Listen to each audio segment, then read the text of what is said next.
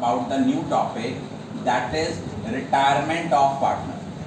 Retirement of partner जो होता है, जैसे एक पार्टनर बिजनेस में एडमिट होता है, in the same way partner जो है वो फर्म को लीव भी कर सकता है, उसको हम बोलते हैं retirement of a partner.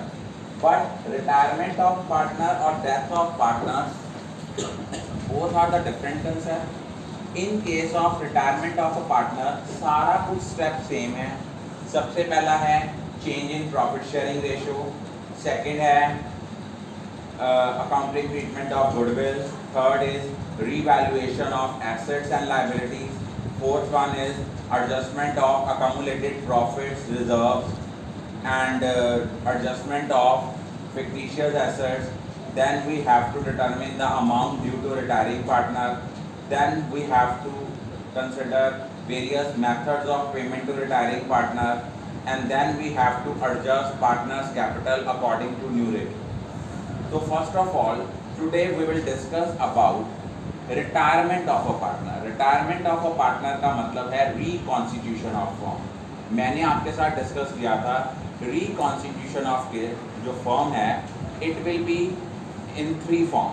First one is change in profit sharing ratio, second is admission of partner, and third is retirement of partner. अब एक पार्टनर फर्म से रिटायर कब होता है? जब इसके रिगार्डिंग एक एग्रीमेंट हुआ होता है. अगर एग्रीमेंट नहीं होता तो सारे पार्टनर उसकी रिटायरमेंट के लिए एग्री करते हैं. थर्ड है अगर पार्टनरशिप एट विल है तो पार्टनर एक नोटिस देता है राइटिंग में कि he is willing to retire from the firm. और जो भी रिटायरिंग पार्टनर है वो रिटायरमेंट से पहले जितने भी फर्म के एक्ट्स हैं उन सब के लिए लायबल है. लेकिन वंस ही रिटायर्स तो he is not bound to be liable to the third party for the act of the firm. अब राइट्स क्या हैं रिटायरिंग पार्टनर के? रिटायरिंग पार्टनर के जो राइट्स हैं वो हैं कि वो अपना गुडविल का जो शेयर है वो ले सकता है, वो कैपिटल रिसीव कर सकता है. और कौन कौन सी एडजस्टमेंट्स होती हैं in case of retirement of a partner? पहला है change in profit sharing ratio.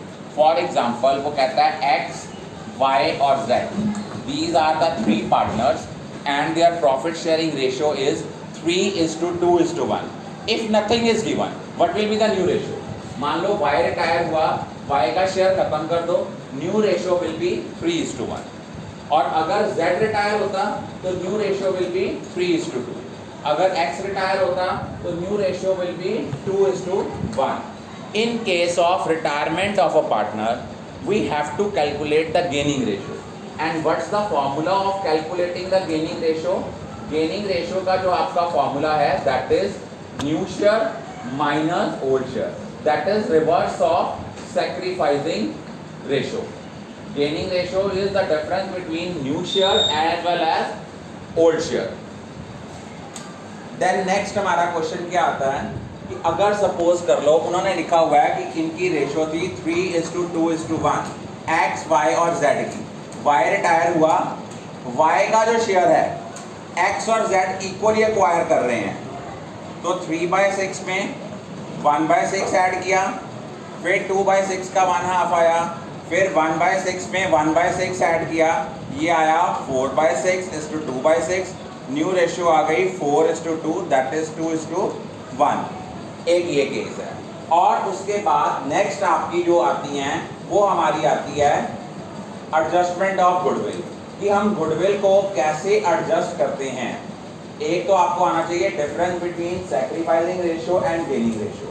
Sacrificing ratio वो रेशियो होती है जिसमें नए पार्टनर के आने से पुराने पार्टनर्स को कितना सैक्रिफाइस हुआ. लेकिन ज़रूरी नहीं है कि sacrificing only in case of admission ही हो. इन केस ऑफ रिटायरमेंट भी हो जाती है कि कई बार आपकी गेनिंग रेशियो नेगेटिव आ जाती है. It mean that partner is sacrificing.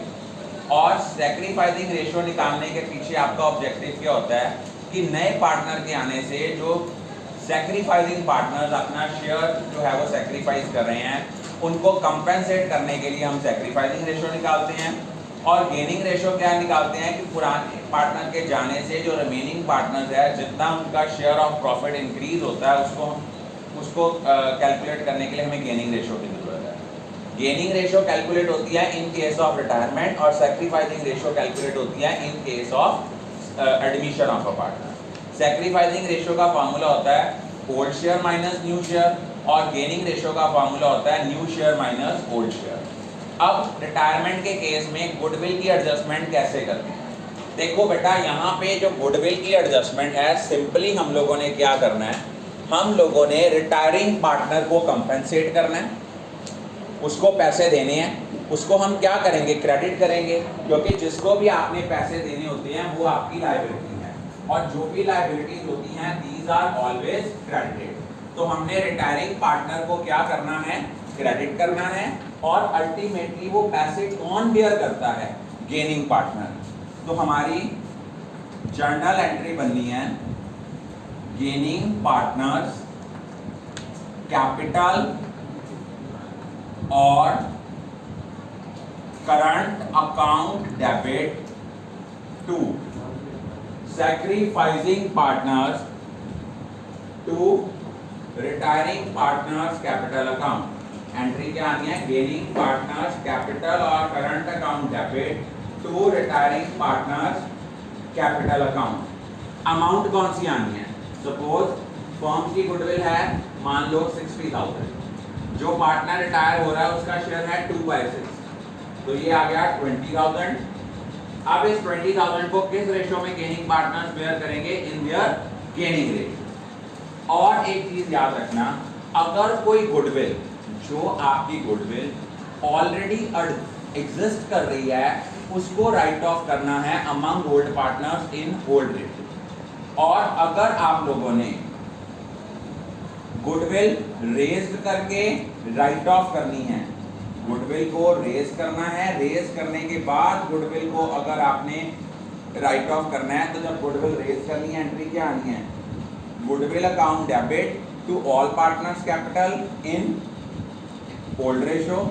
और जब आपने गुडविल को राइट ऑफ करना है फिर आपने एंट्री क्या करनी है, remaining partners capital account debit to goodwill in new ratio. जब आपने गुडविल रेज करके राइट ऑफ करनी है, रेज्ड करनी है ओल्ड रेशियो के साथ, राइट ऑफ करनी है न्यू रेशियो के साथ।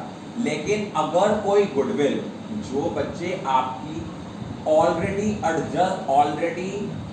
एग्जिस्ट कर रही है, अगर उस गुडविल को राइट ऑफ करना है तो उसके लिए हमें कौन सी रेशियो लेनी है, उसके लिए हमें ओल्ड रेशियो लेनी है। ये कंसेप्ट बहुत दोबारा I am going to repeat it again and again. अगर गुडविल रेज्ड करके राइट ऑफ करनी है, तो जो गुडविल रेज्ड करनी है that is with old ratio और राइट ऑफ करनी है इन न्यू रेशियो।